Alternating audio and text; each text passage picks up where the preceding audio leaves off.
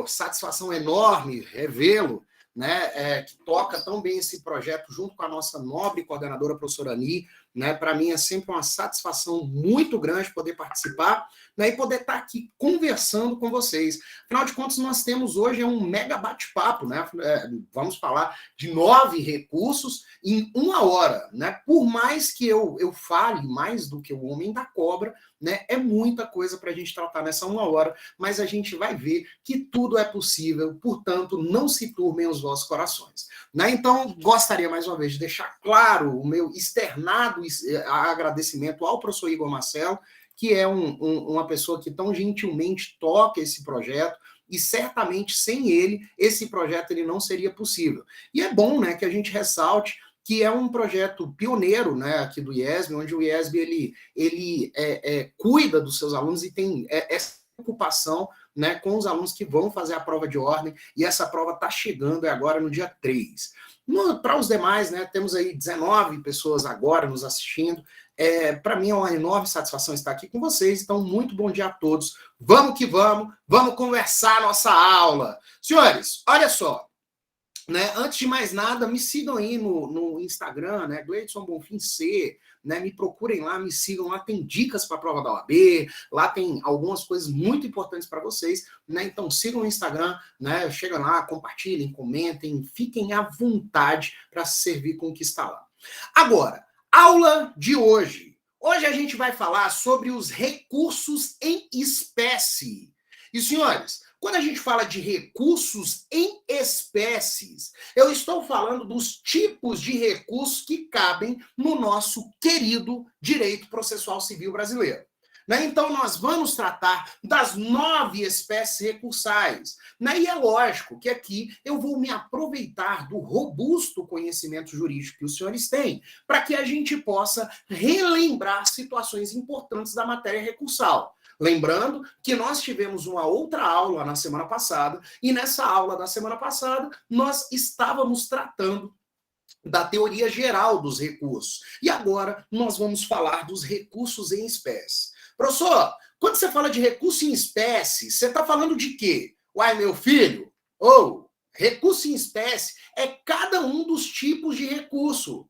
E aí a gente tem que lembrar que quando vocês estavam estudando uma matéria fantástica, né? Teoria geral dos processos, ou a teoria geral dos recursos, quando vocês viram a matéria de recurso, ou ouviram falar alguma coisa a respeito da matéria de recurso, vocês viram um princípio que diz que tem um recurso para cada tipo de decisão judicial, o princípio da unirrecorribilidade.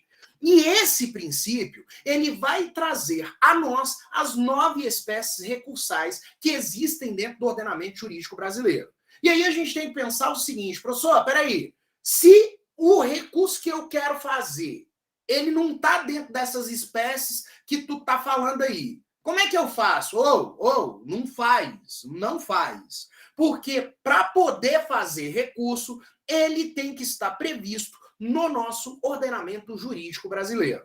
E no aulão da semana passada, a gente viu que isso é, inclusive, um pressuposto de admissibilidade recursal. Né? A gente viu que o cabimento do recurso é um pressuposto de admissibilidade e eu só posso fazer recurso se ele estiver previsto no direito brasileiro.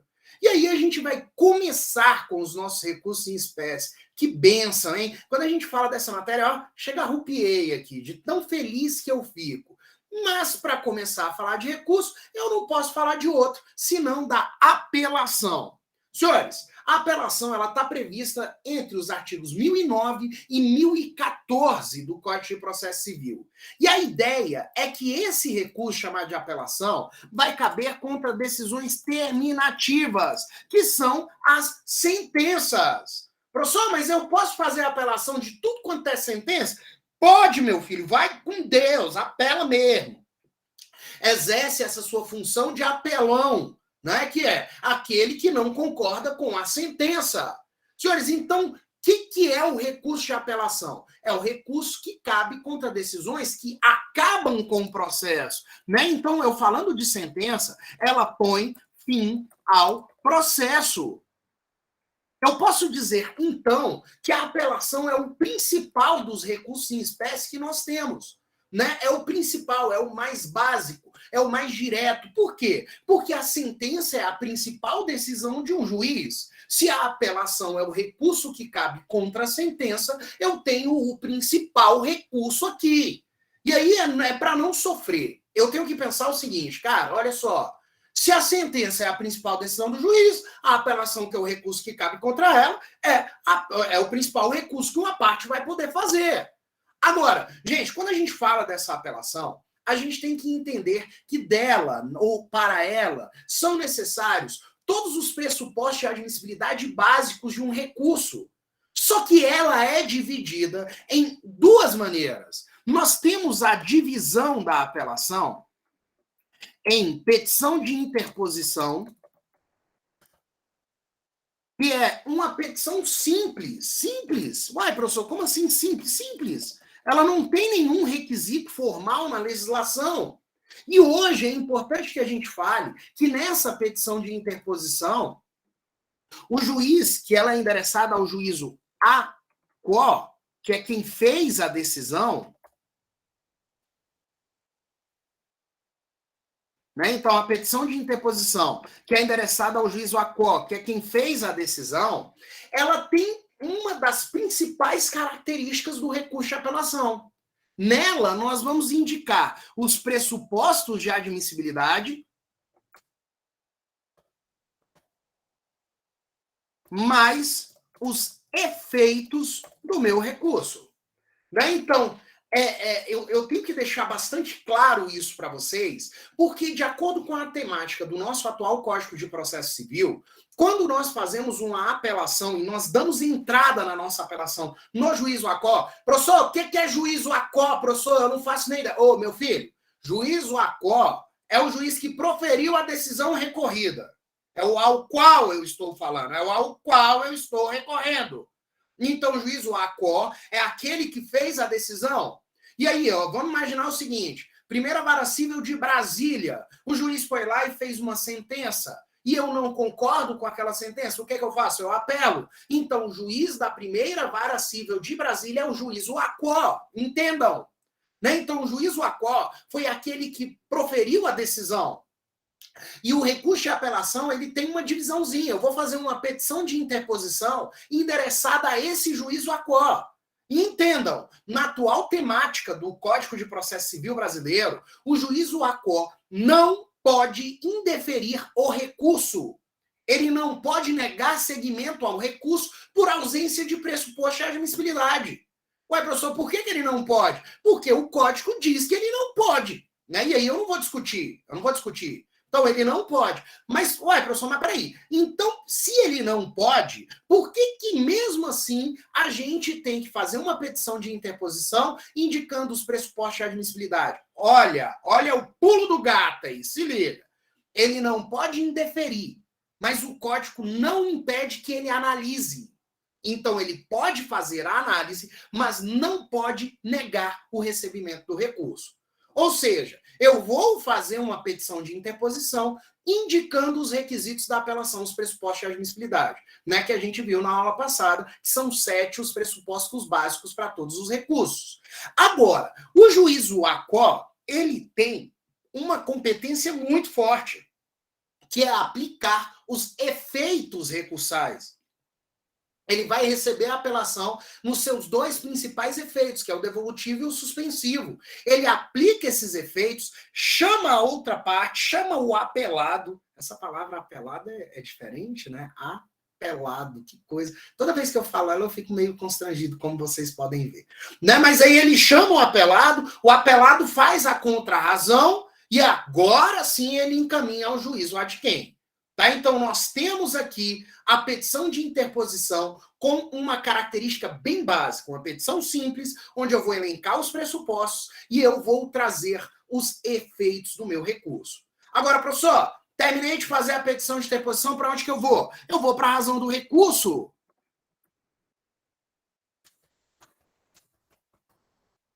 E ela é endereçada ao juízo ad quem. Nesse caso, é o tribunal que julga o recurso. E, gente, prestem atenção.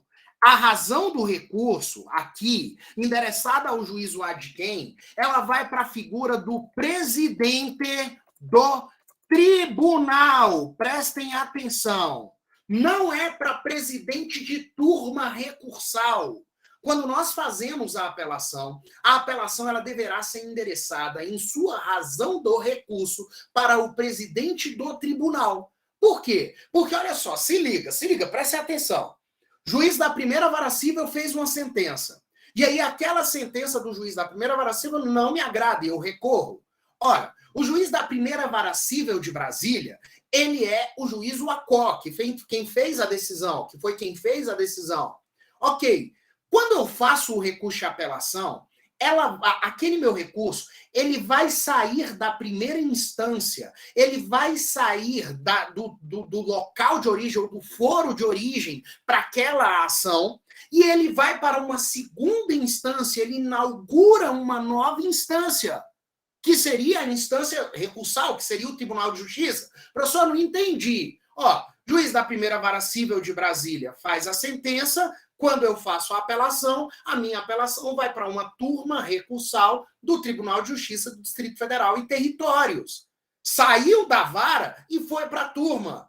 Eu saí de uma instância e fui para outra. Agora, gente, quando eu saio de uma instância e vou para outra instância, o que eu tenho que entender é que eu tenho que passar por uma distribuição. Porque existem várias turmas que podem julgar aquele recurso. Então, eu saí da primeira instância, fui para a segunda instância, posso cair para qualquer turma da segunda instância. Opa, se passa por distribuição, o responsável pela distribuição de qualquer recurso é o presidente do tribunal, não é o presidente da turma.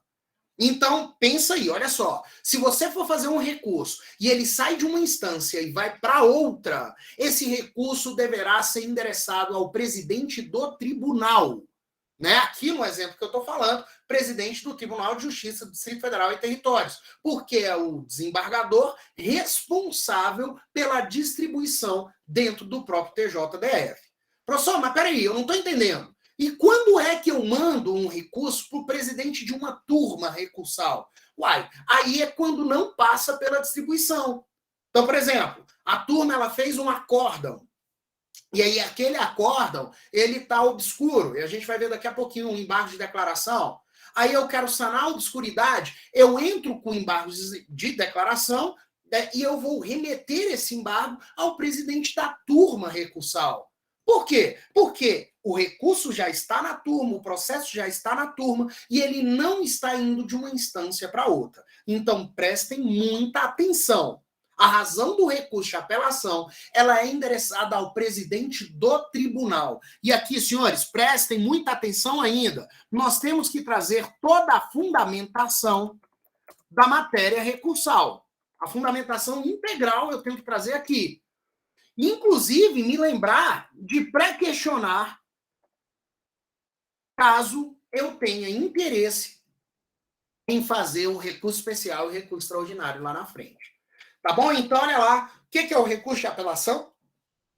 É o recurso cabível contra decisões terminativas, via de regra sentença.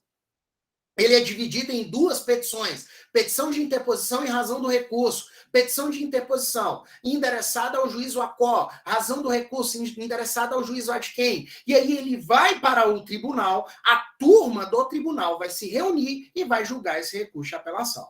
Primeiro dos nossos recursos. Senhores, seguindo, falei da apelação, que é o principal recurso, mas agora eu tenho um outro recurso que ele também é muito importante, que ele é muito visto, é muito debatido, que é o agravo de instrumento. Né? O agravo de instrumento. Professor, agravo de instrumento, professor? Sim! Meu filho, o agravo de instrumento, ele está previsto entre os artigos 1015 e 1020 do Código de Processo Civil, e ele visa atacar decisões interlocutórias.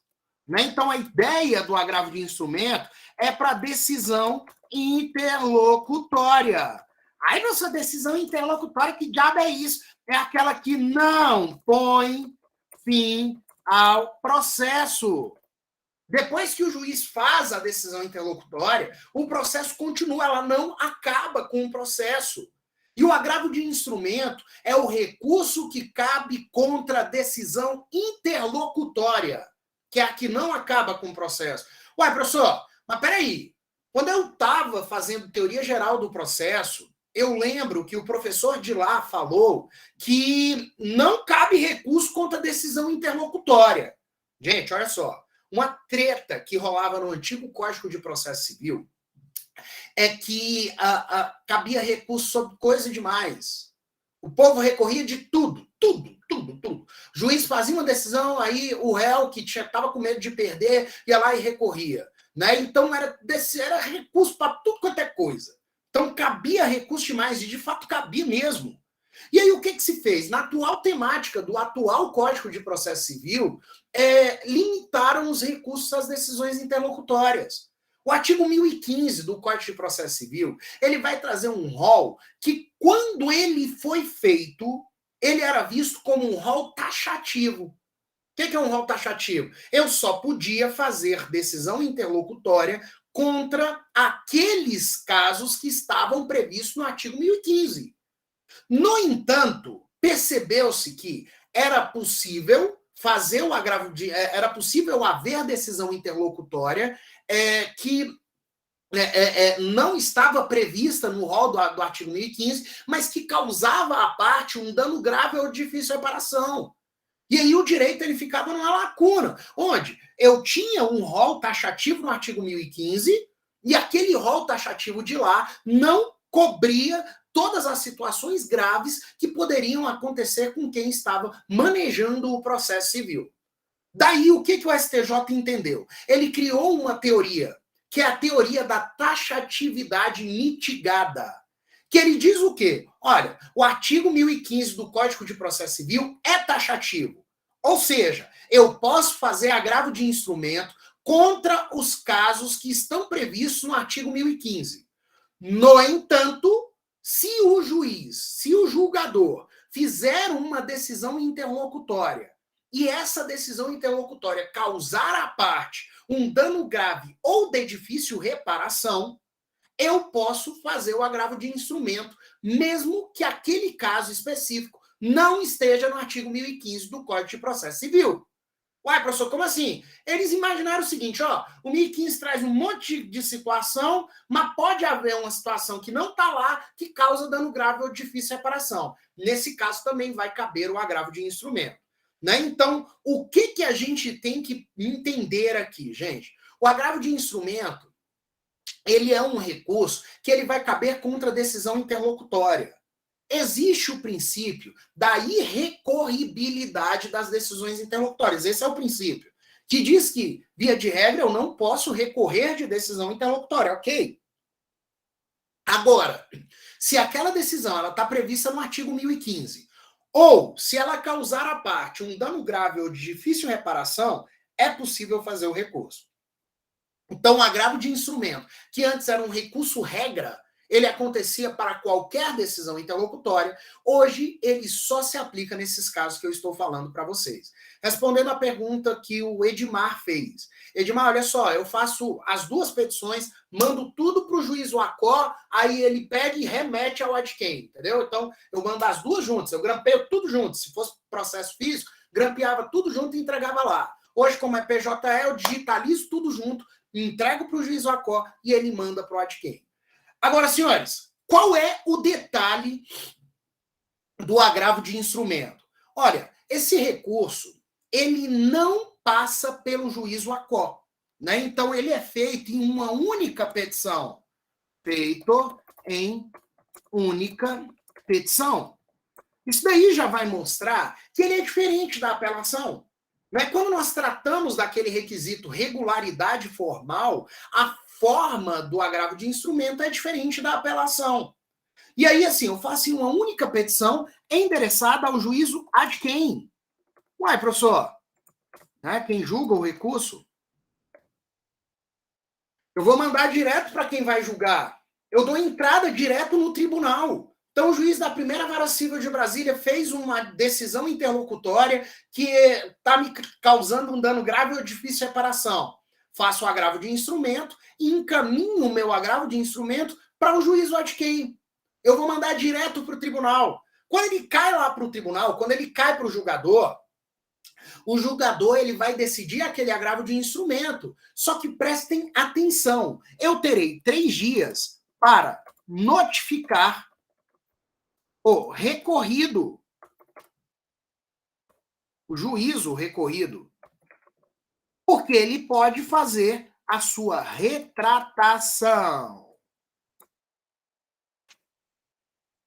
Então, funciona mais ou menos assim. Eu dou entrada no agravo de instrumento direto no tribunal, mas eu terei 3 dias para notificar, para peticionar e apresentar uma cópia daquele agravo de instrumento para o juiz que proferiu a decisão. Então, seria assim, o juiz da primeira vara civil foi lá e fez uma decisão interlocutória que me causa um dano grave ou difícil reparação. Eu faço o agravo de instrumento daquela decisão interlocutória, protocolizo no tribunal, dei entrada no tribunal. Ora, depois que eu protocolo, eu tenho 3 dias para informar ele lá atrás. Vai, professor, sério? Sério, tenho 3 dias para informá-lo. E aí, eu informando ao juízo que fez a decisão, que gerou o recurso, ele pode se retratar. Isso daí é um efeito retratativo, ou efeito de retratação, onde aquele juiz ele pode voltar atrás. Se ele se retratar, o que vai acontecer quanto ao mérito do agravo é que ele fica prejudicado. Né? Então, quando vocês virem lá na prova da OAB, ora, quando o juiz se retrata ao julgar um agravo de instrumento, ou tomar ciência de um agravo de instrumento, o mérito fica prejudicado. É isso, filhão. Então, quando o juiz se retrata, o mérito prejudica, não tem como julgar. Mas eu devo dar entrada ao recurso de agravo de instrumento direto no juízo Adquem. Gente, antes, o agravo de instrumento, ele tinha uma característica que era muito importante, que eram as cópias obrigatórias. Quando eu dava entrada no meu agravo de instrumento, eu tinha que tirar cópia das procurações dos advogados, cópia da decisão recorrida, eu tinha que tirar cópia de todos os instrumentos processuais que pudessem auxiliar ao tribunal a julgar aquele caso. No entanto, o que aconteceu? Com o advento do PJE, nos processos eletrônicos, eu não sou mais obrigado a tirar essas cópias. Afinal de contas, o que acontece? Quando eu dou entrada no meu agravo de instrumento pelo sistema do PJE, o processo automaticamente fica disponível para o juiz Adquem. Então, eu não preciso mais tirar a cópia. Então, mas eu sei que isso daí gera uma angústia em alguns alunos. Então, preste atenção. Por conta do processo eletrônico, essas cópias elas não são mais obrigatórias. Agora, um ponto-chave para você ficar ligado, porque eu tô achando que isso vai cair na prova da OAB de domingo, hein? Eu tô achando. Então, assim, presta atenção. Porque se você não prestar atenção e errar, eu vou pedir oração por você na igreja. É dica quente, então, professor? Dica quente, mestre. Dica quente. Porque senão eu peço oração por esses meninos na igreja. Porque eu sei que tem gente que está acessando a aula agora, mas está procurando aquele nude no WhatsApp. Então, para esse pessoal que está pensando em nudes na hora da aula, você se liga.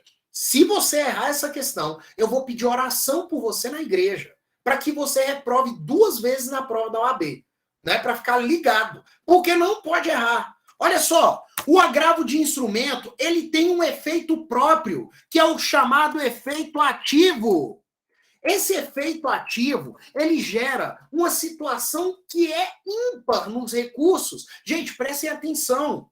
O agravo de instrumento, ele vai caber muitas das vezes quando há uma decisão que está causando à parte um dano grave ou de difícil reparação. O efeito ativo permite a antecipação. Eu vou colocar minúsculo, porque fica parecendo que eu estou gritando, né? Vai, professor, mas você está gritando mesmo. Ah, pois é, né? Antecipação de tutela recursal. Ou seja, permite que o tribunal Adquem julgue o agravo de instrumento mais rápido. E o objetivo aqui, é cessar o dano grave ou de difícil reparação. Benção, o nome disso aqui é benção na sua vida. Né? Então, olha só, não tenha medo. Se na tua prova da ordem cair assim, que uma das características do agravo de instrumento é possuir o efeito ativo, né, que é a antecipação de tutela recursal, para que acabe ou que cesse o dano grave ou difícil reparação, vai na fé que isso é verdadeiro. Por quê? Porque o agravo de instrumento ele tem essa característica.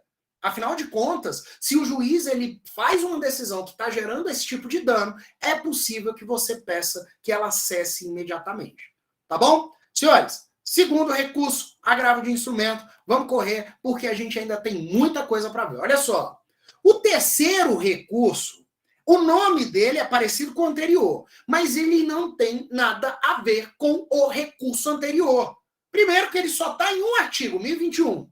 Segundo, que o agravo interno ele vai caber das decisões do relator que negam o segmento de um recurso. Ou seja, dei entrada na minha apelação. Aí a apelação ela foi distribuída para a primeira turma cível do TJDF. Dei entrada na apelação, distribuída para a primeira turma cível. Na hora que ela chega na turma, gente, vocês têm que entender isso daqui. Olha só. O processo está correndo na primeira vara cível de Brasília. O processo está correndo lá. Daí, o juiz da primeira vara cível de Brasília faz uma sentença. Eu apelo daquela sentença. Eu faço o recurso de apelação. Ok. O meu recurso de apelação ele é encaminhado para o TJDF, para as turmas do TJ. Vai para a distribuição. Na distribuição, ele foi para a primeira turma cível do TJDF. Então, ó, agora ele não, aquele meu processo ele não está mais na primeira vara cível de Brasília, ele está na primeira turma cível do TJDF. Chegando na primeira turma cível, o primeiro desembargador que recebe esse recurso é o relator. O que o relator faz? Né, bora ver aí, o que o relator faz?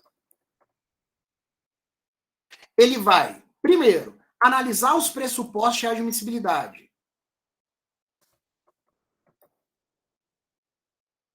Ou seja, ele faz o primeiro juízo de admissibilidade recursal. Segundo, ele faz o relatório e vota.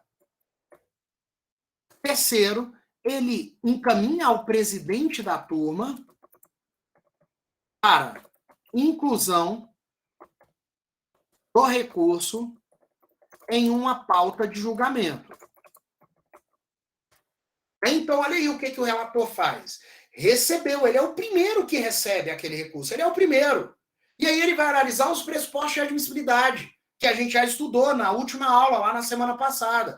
Cabimento, tempestividade, regularidade formal, preparo, legitimidade, interesse e inexistência de fatos impeditivos do direito de recorrer. Né? Então, ele analisa os 7 pressupostos de admissibilidade. Então, estando tudo ok, ele faz o relatório, faz o voto e manda para o presidente da turma um pedido para que aquele recurso vá para uma pauta de julgamento. Aí o presidente fala, pô, a gente tem pauta no dia 20 de julho. Vou colocar esse recurso aqui, então, na pauta do dia 20 de julho. É isso. Mas quem recebe primeiro é o relator. Agora, quando é que vai caber o agravo interno? Ele vai caber bem aqui, ó. Quando o relator, na hora em que ele recebe o recurso, ao ver os pressupostos de admissibilidade, ele nega. Ele fala, não vou mandar esse recurso para a pauta de julgamento, coisa nenhuma. Por quê? Porque está faltando o pressuposto de admissibilidade. Por quê? Porque ele está indo contra uma súmula vinculante, está indo contra um julgado com efeito repetitivo. Né? Então, peraí, tá errado. Não vou pautar, não vou mandar para a pauta. Ora, nesse momento, cabe o agravo interno. Senhores, o artigo 1021 é lógico que ele não é exaustivo quanto à forma de se julgar o agravo interno. Muitas das vezes, ele está previsto e o seu procedimento está detalhado no regimento interno do próprio tribunal. Por isso que, para a prova da OAB, o que é importante vocês entenderem a respeito do agravo interno? O agravo interno é o recurso que cabe contra decisões do relator que negam o segmento de outro recurso. Então, você entrou com outro recurso, o relator foi fazer o pressuposto de admissibilidade, negou o segmento do outro recurso, CREO, agravo interno. E prestem atenção, eu não falei ainda, mas até agora, todos os recursos que nós vimos têm prazo de 15 dias. Só vai ter um que tem prazo de 5, que é esse bichão aqui, ó. Embargos de declaração. Senhores, o embargo de declaração ele está previsto no artigo 1022 a 1026 do Código de Processo Civil. E ele tem quatro possibilidades de aplicação. O embargo de declaração ele pode ser aplicado no oco, mais erro material. Oco, professor, omissão, contradição e obscuridade. Mais erro material. Então é oco mais erro material. É fácil de decorar. Quando é que cabe ou quando é que existe uma omissão? Vocês têm que lembrar que o juiz ele não pode deixar de analisar os pontos controvertidos que forem apresentados a ele. O juiz singular ele tem que decidir a respeito de tudo. E aí a gente tem que pensar o seguinte, olha só. O juiz ele será omisso quando ele não se posicionar a respeito de um ponto que ele deveria ter se posicionado. Você pediu dano moral e ele nem leu o seu dano moral, nem falou a respeito, então ele foi omisso. Ele será contraditório quando ele fundamenta a decisão de uma maneira e, ao final, decide de uma outra maneira. Ele fez todo um fundamento, ele teceu toda uma linha e, ao final, ele decidiu de outra forma. Aí ele foi contraditório. Ele será obscuro quando ele fala e ninguém entende nada, né? Eu conheço umas pessoas que têm esse dom, né? Eu tinha uns professores, vocês não, né? Lógico, vocês são alunos da faculdade nota 5 no MEC, né? Então, vocês têm um quadro de professores, de mestres de altíssimo nível. Mas quando eu estava na faculdade, eu tinha uns professores que eles eram obscuros por natureza.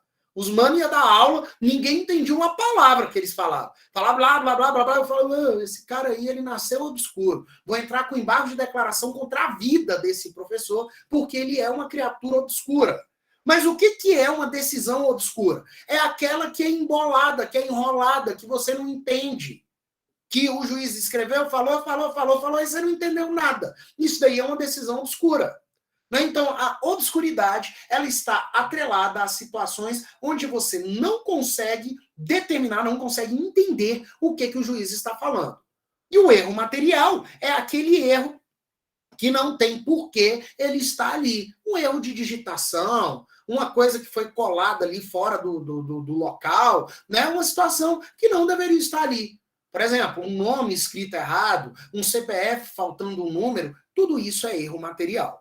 Então, esses pontos permitirão um embargo de declaração. E, gente, muito cuidado, porque a prova da OAB adora fazer essa pergunta aqui, olha só. O embargo de declaração, ele é um exemplo claro de afronta ao princípio da unirrecorribilidade recursal. Uai, professor, por quê? Porque ele cabe junto com qualquer outro recurso.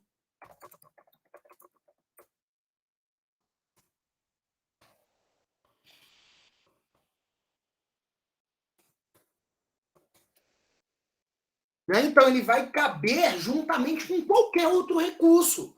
Professor, você está dizendo que eu posso entrar com embargo de declaração e com uma apelação contra a mesma sentença? Isso, meu filho. Você pode fazer o embargo de declaração e qualquer outro recurso de forma simultânea. Ô, professor, então é da hora esse recurso aí. Sim, e ele tem uma característica que é muito importante que vocês entendam, que ele interrompe o prazo dos demais recursos. Então, por exemplo, estava no prazo do recurso extraordinário e do recurso especial. E aí você fez o embargo de declaração. Opa! o prazo vai acabar do recurso extraordinário e recurso especial, e depois que o embargo de declaração for julgado, o prazo volta, mas ele não vai voltar de onde ele parou, ele volta do zero. Quando a gente fala de interromper, quando o prazo recomeça a contar, ele começa do zero, ou seja, do 1, né, no primeiro dia. A gente não vai ter continuidade do prazo anterior. A gente vai ter o reinício do prazo anterior. É isso que vocês têm que pensar. E o embargo de declaração vai caber sempre. E agora, gente, como nós temos pouquíssimo tempo, eu acho que tem um ponto que é fantástico para a gente falar a respeito dos embargos de declaração. O atual Código de Processo Civil admite embargos de declaração para fins de pré-questionamento. Ou seja, se aquele ponto que você está querendo levar para o recurso especial ou recurso extraordinário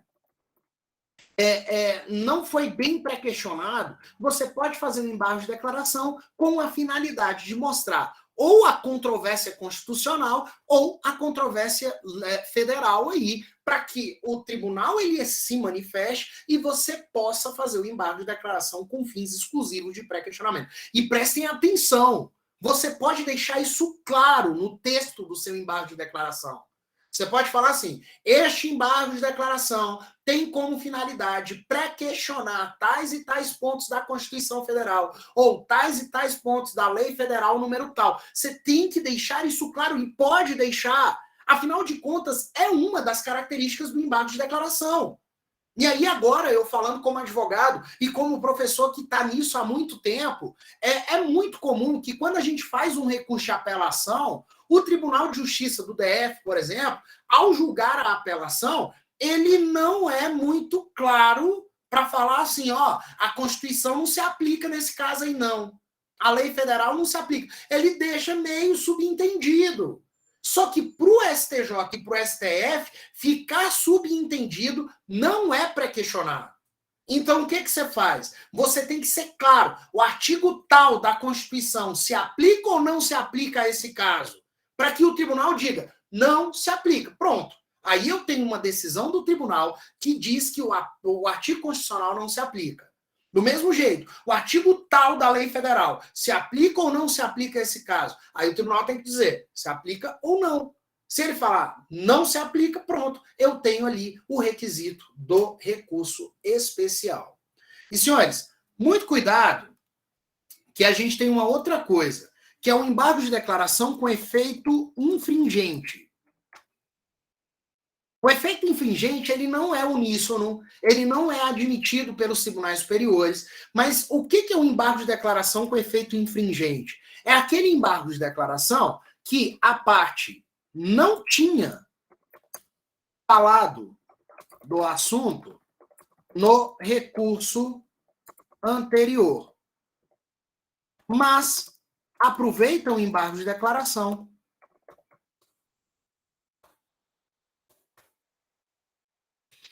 para falar. Ou seja, traz uma novidade no embargo de declaração. Né? Então, o embargo de declaração com efeito infringente é aquele que a parte ela não tinha tocado naquele ponto, no recurso anterior, mas aproveita o embargo de declaração e fala, meu irmão, olha só, eu não tinha falado de danos morais lá atrás não, mas agora eu vou falar. E aí taca no embargo de declaração. Nem todo tribunal aceita esse embargo de declaração com esse efeito. Tá bom? Embargo de declaração, então, o nosso quarto recursinho de hoje. Vamos seguir. O próximo, ele já entra numa seara, ou num nível hierárquico, digamos assim, mais elevado, que é o recurso ordinário constitucional. Senhores, o recurso ordinário constitucional, ele está previsto no Código de Processo Civil em 2 artigos, 1027 e 1028, mas ele é um recurso que está na Constituição. Ele está previsto na Constituição. A Constituição trata do recurso ordinário constitucional. Só que o que você tem que entender a respeito desse recurso? Né? Embora ele não seja muito comum no processo civil, ele é muito comum no processo penal, por exemplo. Ele é a apelação das ações que se iniciam em tribunais. Ele é a apelação. Ah, professor, como assim ação que se inicia em tribunal? Um mandado de segurança que você deu entrada por conta de uma decisão do governador do Distrito Federal, e aí você dá a entrada no mandado de segurança, e por conta do foro privilegiado daquele governador, o seu mandado de segurança ele não vai para a primeira vara cível de Brasília, ele vai para a turma cível do TJDF. E aí, ó, ele foi para uma turma. Aquele mandado de segurança ele já começou no tribunal. Ele não passou por uma vara. Ora, mas e seria muito estranho, né? Imagina, aquela ação ela começou em uma vara, ela começou em um tribunal, não passou pela vara. Ora, a turma vai ter que decidir, vai julgar aquele mandado de segurança. O ROC, então, é como se fosse a apelação. Ele tem o mesmo efeito da apelação, né? E aí o que eu tenho que pensar? Algumas ações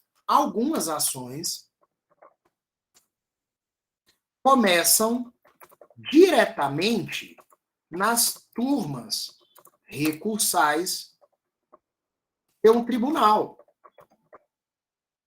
Neste caso, não caberia apelação. Afinal de contas, nós vimos que turma recursal não faz sentença. A apelação só cabe contra a sentença. Né? As turmas, pois, não, eu vou até escrever isso, pois as turmas só fazem acórdãos. Não é só fazem acórdãos, né? A gente vai ter as decisões monocráticas também, as súmulas e tal, mas a gente tem reunião da turma, não tem sentença, né? Vou tirar o só. Fazem acórdãos. Daí, o que acontece? Dessas decisões, cabe o ROC, que é o recurso ordinário constitucional. Então, o ROC, o recurso ordinário constitucional, ele é apelação, ele é visto como apelação das decisões que se iniciam diretamente em processos começados, né, em turmas recursais, que não passaram pelas vias ordinárias, pelas varas comuns. Tá bom? Então, a gente vai definindo e a gente tem que ir seguindo, porque o nosso tempo está muito apertado.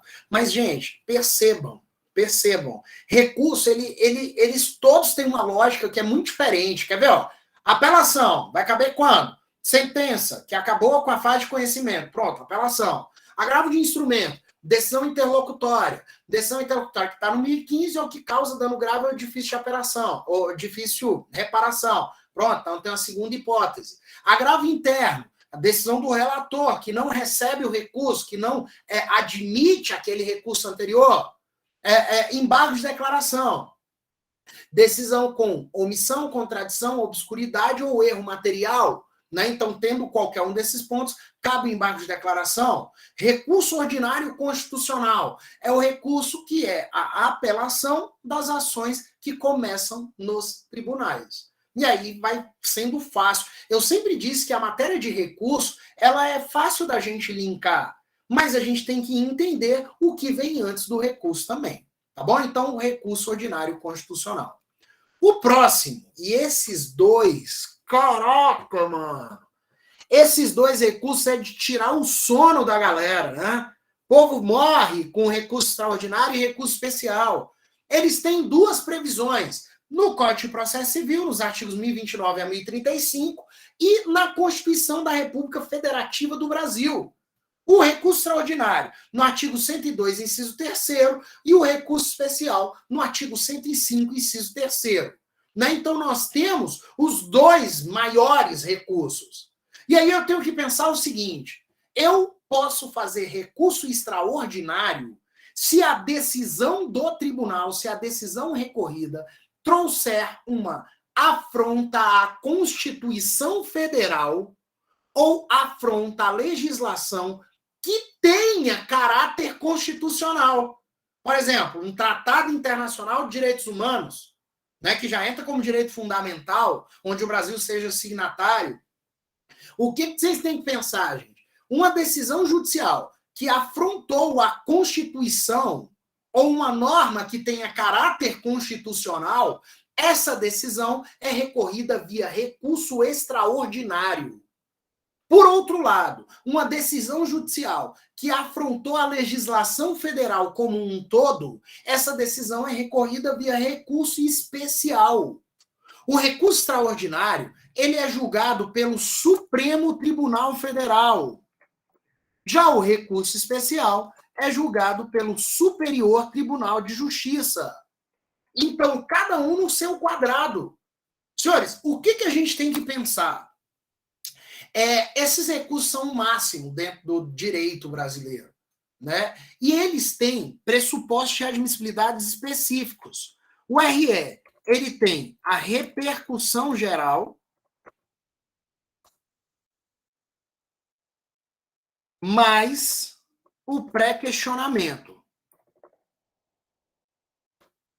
Já o recurso especial, ele tem pressuposto específico somente o pré-questionamento. Então, nós temos aqui, pressupostos de admissibilidades específicos para eles. O RE, ele tem a repercussão geral e o pré-questionamento. O recurso especial, só o pré-questionamento. Eu vou até escrever isso daqui, recurso extraordinário e recurso especial.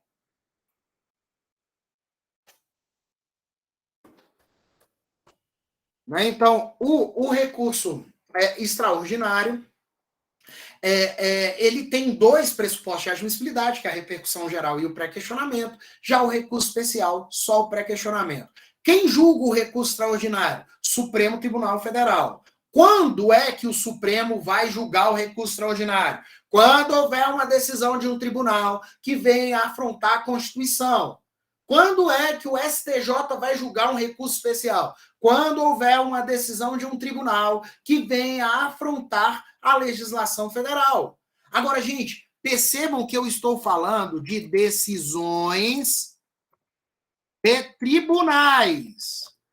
Eu não posso entrar com recurso especial e recurso extraordinário de uma decisão de juiz de vara. O juiz da primeira vara civil de Brasília, de Águas Claras, de Ceilândia, de Taguatinga, se ele fizer uma decisão que afronta a Constituição ou que afronta a legislação federal, dessa decisão não cabe recurso extraordinário e não cabe recurso especial. Não cabe. Só vai caber de decisões de turmas recursais que venham a afrontar a legislação federal ou afrontar a Constituição Federal. Muito importante que a gente entenda. Professor, mas peraí, é possível que haja a interposição simultânea desses recursos? Sim, sim. Então, é possível que haja os dois. É possível que eu tenha, possível dar entrada quanto no RE, quanto no RESP ao mesmo tempo. Então, pode haver uma decisão de um tribunal que, ao mesmo tempo, ela venha a aferir a Constituição e venha a aferir a legislação federal. É uma decisão que, ao mesmo tempo, ela aferiu as duas coisas. Se isso daí acontecer, é possível entrar com RE e com o RESP ao mesmo tempo. Eu faço os dois recursos. Só que, nesse caso, o RESP é julgado primeiro. Por quê? Porque o STJ, ao julgar o RESP, ele já pode resolver a questão do RE. E aí ele nem manda para o Supremo Tribunal Federal. Ou seja, entrei com o RESP e com o RE ao mesmo tempo. O que vai acontecer? Meus recursos eles serão encaminhados juntos com o processo lá para o STJ. O STJ julga, se ele resolver o problema, acabou. Se ele não resolver, ele manda para o Supremo Tribunal Federal. E, professor, como é que é feito esse recurso aqui? Ele é feito em duas petições. Petição de interposição, endereçada ao Tribunal ACO, é razão do recurso, endereçada ao STJ ou STF, que é o Tribunal ad quem. Então, eu vou fazer muito parecido com a apelação. Petição de interposição, ela é endereçada ao Tribunal ACO, ou seja, a segunda turma cível aqui do TJDF fez uma decisão que foi contra a Constituição Federal. Eu faço um recurso extraordinário, Constituição Federal, e eu endereço a petição de interposição à turma cível, ao presidente da segunda turma cível. Agora, a razão do recurso que vai para o Supremo Tribunal Federal, que é a fundamentação demonstrada ao Supremo Tribunal Federal, a razão do recurso ela é endereçada ao presidente do STF. Então, olha lá, petição de interposição endereçada ao presidente do Tribunal de Justiça recorrido. Razão do recurso ao presidente do Supremo Tribunal Federal, nesse caso do recurso extraordinário. Se for um recurso especial, petição de interposição endereçada ao presidente do Tribunal de Justiça recorrido. A razão do recurso, presidente do STJ. Né? Então, a gente tem aí a gente tem a ideia, né, de que ele é feito em duas petições, do mesmo jeito que a apelação. Tanto o RESP quanto o RE são feitos em duas petições. Petição de interposição, razão do recurso. Lembrando, gente, eu dou entrada nas duas petições junto, né? Eu vou anexar as duas juntos e vou dar entrada frente ao presidente do Tribunal de Justiça recorrido. E ele é que tem que mandar para o STJ ou para o STF a minha razão do recurso e o meu processo. Agora, professor, eu vi que você pôs aí o artigo 1036 a 1041, que fala do efeito repetitivo. Senhores, o efeito repetitivo é uma possibilidade do STJ e STF de aplicar a decisão tomada naquele recurso em todos os casos similares que ocorram no Brasil. Então, por exemplo, o efeito repetitivo é um julgamento por amostragem do STJ ou do STF, onde eles vão fazer o seguinte, olha só, a gente vai julgar 100 casos que tratam de acidente de veículo, 100. E aí, ao final, a gente vai fazer uma decisão só. E essa decisão vai ser repetida para todos os tribunais do Brasil, para todos os juízes, todo mundo tem que aplicar essa mesma decisão se estiver tratando de acidente de veículo. Então, isso é o efeito repetitivo, o efeito cascata, onde o STJ ou o STF, eles julgam uma quantidade de processo e eles replicam aquela decisão que eles tomaram naquela quantidade de processo em todos os outros similares que ali o tem. Tá bom? Então, é importante, só para que vocês entendam, já que hoje a gente não vai conseguir tratar a exaustão desse tipo de situação. O que é o efeito repetitivo? Esse efeito cascata, onde o STJ e o STF, eles vão decidir uma quantidade de processos e vão replicar aquela decisão para todos os outros casos iguais que estejam tramitando no Brasil inteiro. Na prática, o que eles fazem? Eles suspendem o julgamento dos processos similares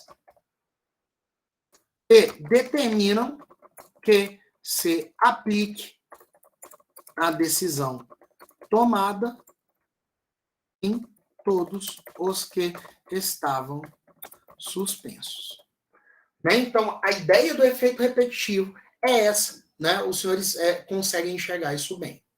Agora, professor, eu estou com medo. Imagina, eu dou entrada no meu recurso especial, no meu recurso extraordinário, e aí, na hora em que o presidente do tribunal, ACO, que é aquele que fez a decisão, na hora que ele recebe o meu recurso especial, o meu recurso extraordinário, ele fala, vixe, olha só, o Gleidson foi lá e está recorrendo isso daqui. E eu acho que o Supremo pode mudar a minha decisão. Eu não gosto que mudem minha decisão. Então, sabe o que eu vou fazer? Eu já vou indeferir o recebimento. Vou inventar aqui alguma coisa e vou negar o recebimento do RE e do RESP.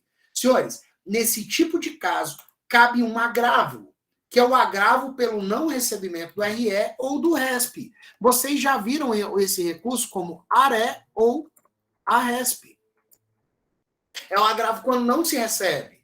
Ele vai caber, de acordo com o artigo 1042 do Código de Processo Civil, frente às decisões do tribunal ACO que negam o recebimento do RE ou do RESP. Ou seja, negaram sob a justificativa de ausência de pressuposto de admissibilidade. Negaram sobre essa justificativa. Falaram, opa, não vamos receber esse RE ou RESP, não, porque está faltando tal pressuposto. Negaram. E aí você faz o agravo pelo não recebimento do recurso extraordinário e do recurso especial, dá entrada nesse agravo. E como que funciona, professor? Esse meu agravo, ele é endereçado ao presidente do tribunal ACO, que deverá encaminhar ao STJ e ou STF para julgamento do recurso especial e do recurso extraordinário. Então, o que acontece? Primeira turma cível do TJDF foi lá e negou o recebimento do meu recurso extraordinário.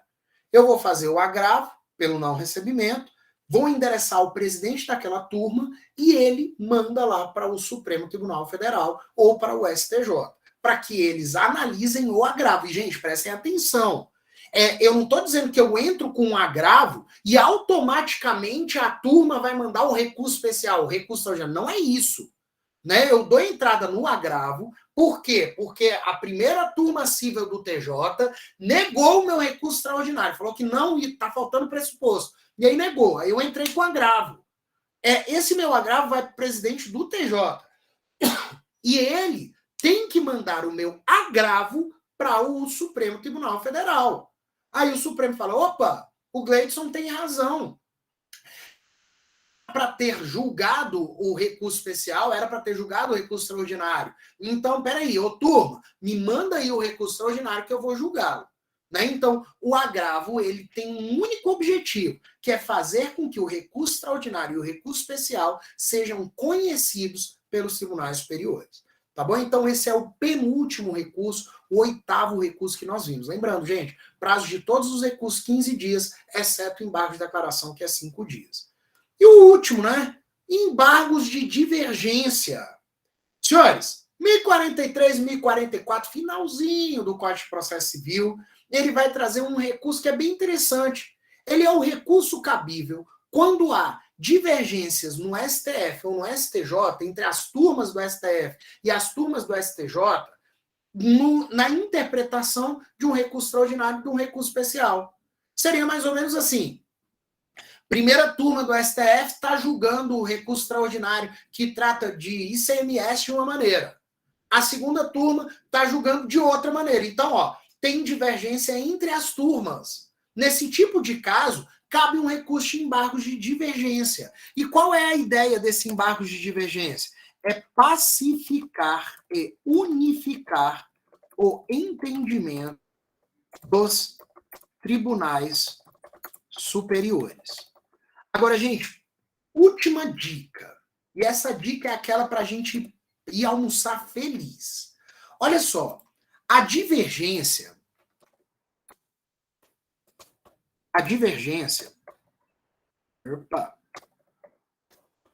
poderá ocorrer entre o entendimento atual e o entendimento passado da mesma turma. Aí, eu não estou falando de uma divergência entre a primeira turma e a segunda turma. Eu estou falando que a primeira turma, hoje, está decidindo de uma maneira, mas no passado ela decidiu de uma outra forma. E aí eu posso mostrar isso como divergência. Mas para que isso ocorra, para que isso seja visto como uma divergência, olha o pulo do gato que pode cair na prova da OAB de vocês. Para que isso seja aceito, deve ter mudado a composição da turma. Então, a turma anterior tinham 5 ministros que eles já se aposentaram, já saíram do tribunal. E eles estavam decidindo de uma maneira.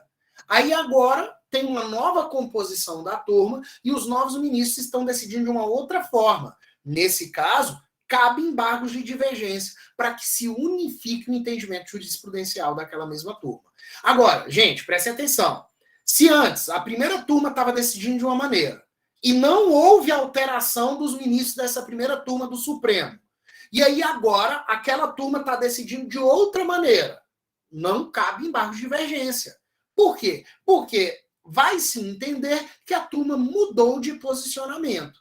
Né? Houve só uma mudança de posicionamento. Agora, se houve alteração na composição da turma, cabe embargo de divergência. E aí, né, o professor Igor, não sei se ele ainda está nos ouvindo, mas aí a gente tem a forma, o mestre Igor está por aí, a forma de falar de 9 recursos em espécie em exatamente 1 hora, porque tem 1 horinha que eu comecei a falar. Senhores, espero que tenham aproveitado. Boa prova para quem for fazer a prova agora no dia 3. Continue estudando, pega o foco, né, entra nessa linha. Quem ainda não fez a prova, né, quem não vai fazer dessa vez, estude direitinho, que vocês vão longe, né, é só confiar. E o que precisar de mim, professor Igor, tamo junto. Mais uma vez, se precisar, é só falar que a gente vai aí para dar essa aula para eles. Valeu, gente. Beijo para vocês, fiquem com Deus. Tchau, tchau. Valeu. Eu vou mandar o slide para o Igor, e aí ele encaminha para vocês. Valeu, um abraço.